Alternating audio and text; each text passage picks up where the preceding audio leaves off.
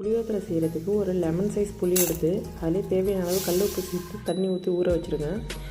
வறுத்து அரைக்கக்கூடிய பொடிக்கு 1 டீஸ்பூன் கடலப்பருப்பு, 1 டீஸ்பூன் உளுத்தம்பருப்பு, 1 டீஸ்பூன் மல்லித்தூள், 1 டீஸ்பூன் எள்ளு, 1/2 டீஸ்பூன் வெந்தயம், 1/2 டீஸ்பூன் மிளகு, காஞ்ச மிளகாய், கொஞ்சமாக பெருங்காயம், கெட்டி பெருங்காயம்னாலும் எடுத்துக்கங்க, தூள் பெருங்காயம்னாலும் எடுத்துக்கோங்க. அதெல்லாம் தனித்தனியாக வறுத்து பொடி பண்ணி கொரகொரப்பாக எடுத்து வச்சுக்கோங்க. அடுப்பில் ஒரு கடாயை வச்சு தேவையான அளவுக்கு நல்லெண்ணெய் ஊற்றி அதில் தாளிப்புக்கு தேவையான கடலைப்பருப்பு, காஞ்ச மிளகாய், கருவேப்பிலை அதையும் போட்டு தாளிச்சிருங்க. தாளிச்சிட்டு நம்ம கரைச்சி வச்சுருந்த புளி கரைசல் அப்படியே எடுத்து ஊற்றிடுங்க. ஊற்றிட்டு அதில் 1 டீஸ்பூனுக்கு மஞ்சள் தூள் சேர்த்துருங்க கலருக்காக.